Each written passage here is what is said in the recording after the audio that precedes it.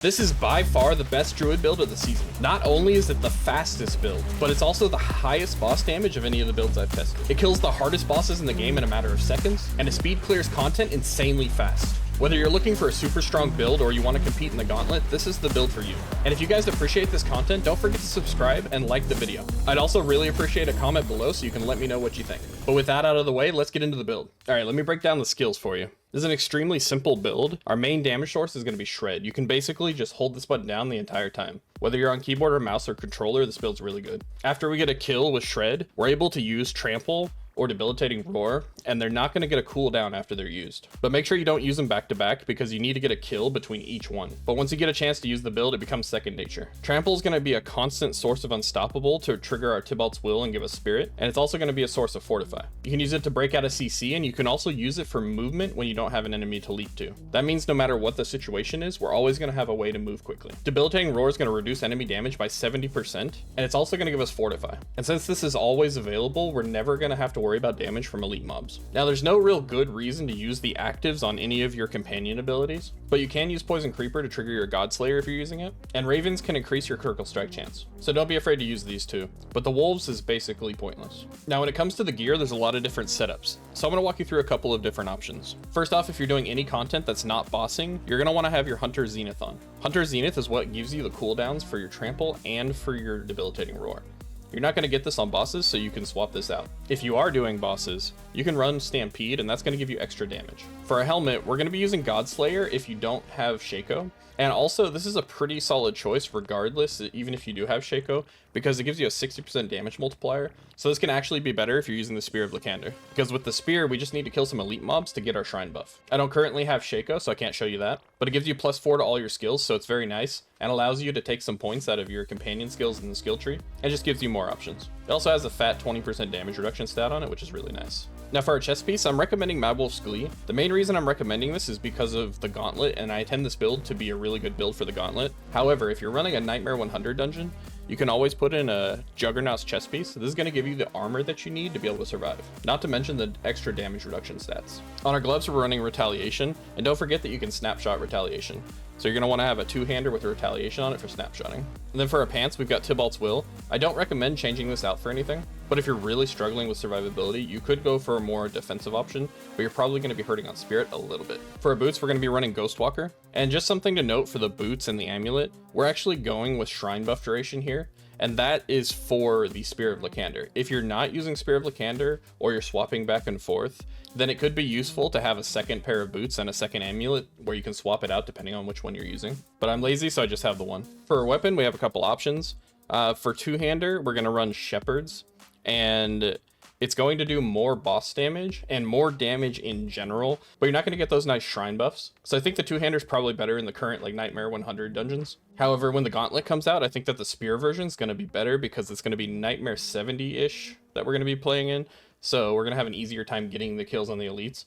But don't be afraid to go back and forth depending on what you like. And then if you're running the two-hander, for the amulet, you're going to be running Stormclaw's aspect. You could also run Blurred Beast here, but I think Stormclaw's ends up being better because it doesn't require you to dash to an enemy to get that extra damage. And I already talked about the other ring, but for Ring of Starless Skies, if you don't have Ring of Starless Skies, that's fine. You should be all right with Spirit Management as long as you've got Spirit cost reduction on your amulet. And if you don't have this, then you can just wear the Stampede 24/7. And if you have the setup where Stampede is already on and you're trying to do bossing, when you replace Hunter Zenith, you can just put anything that gives you extra damage. That could be Edge Masters, Elements, Blurred Beast, whatever you want. Keep in mind the Blurred Beast is not going to proc unless you dash, so it may not be the best choice. For the gems, I went with Ruby on all the armor, Sapphires on the weapon.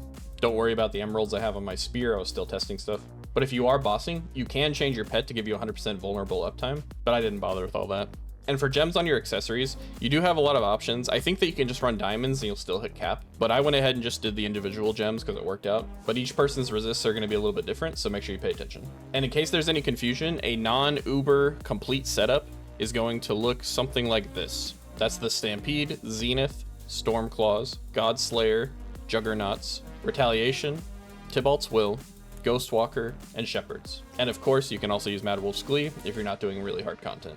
Now you don't have to worry about stats too much because a lot of the stuff in the build are uniques. But for the gloves, you're going to want to go for attack speed, critical strike chance, lucky hit chance, and ranks of shred. I unfortunately did not get 4 ranks of shred. On the boots, you want movement speed, shrine buff duration if you're using the spear, werewolf armor, and if you're not using the spear, you can put in all stats there instead. For the two-hander weapon, if you're not using the spear, you're going to want all stats, willpower, critical strike damage, and damage to close enemies. But if you need to, you can also run core damage or werewolf critical strike damage. For an amulet, we're going to go for shrine buff duration if we're using the spear. Rings of Envenom are very important.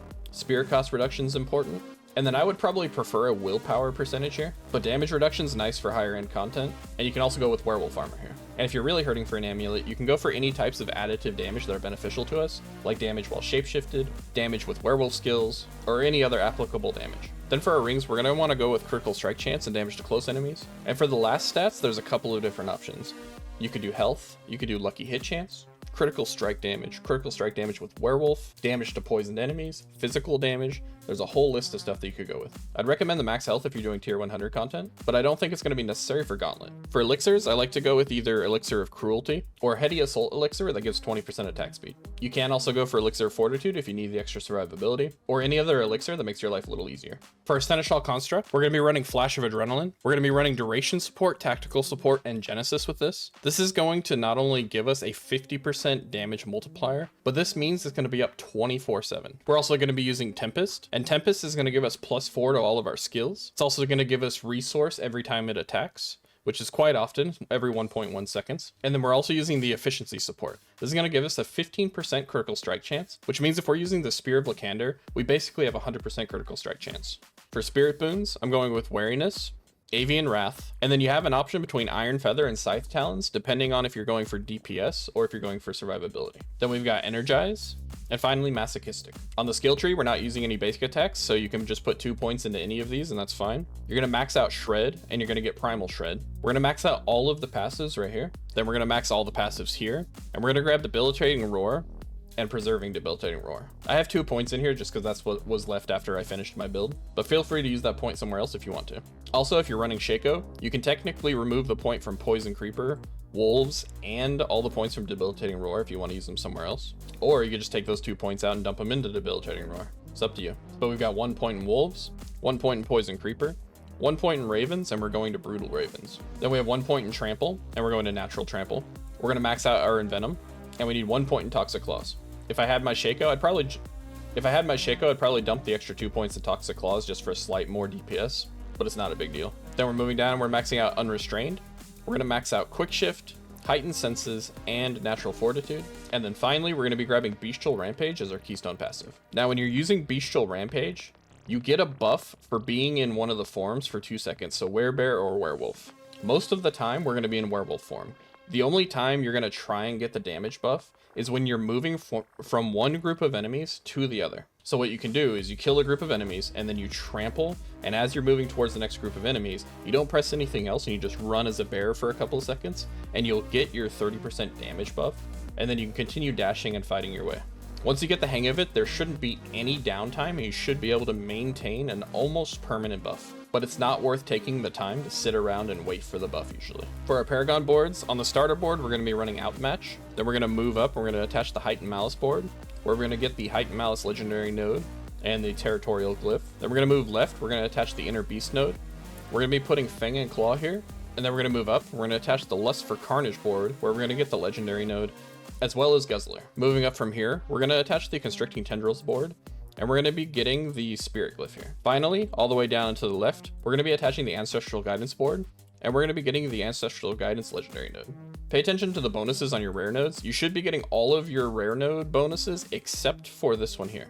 If you go all the way up to the top here, and you look at Courage, you can see how many points over or under you are, and then you can go down and adjust your board accordingly. So I have too much dex, so I can actually remove this dexterity here. And if I look at my intelligence, I actually have way too much intelligence as well.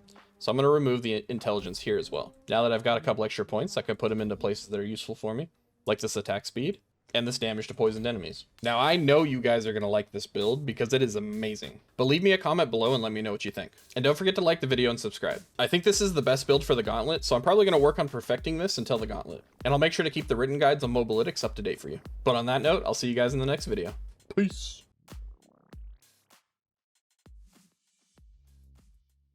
Gotta go fast.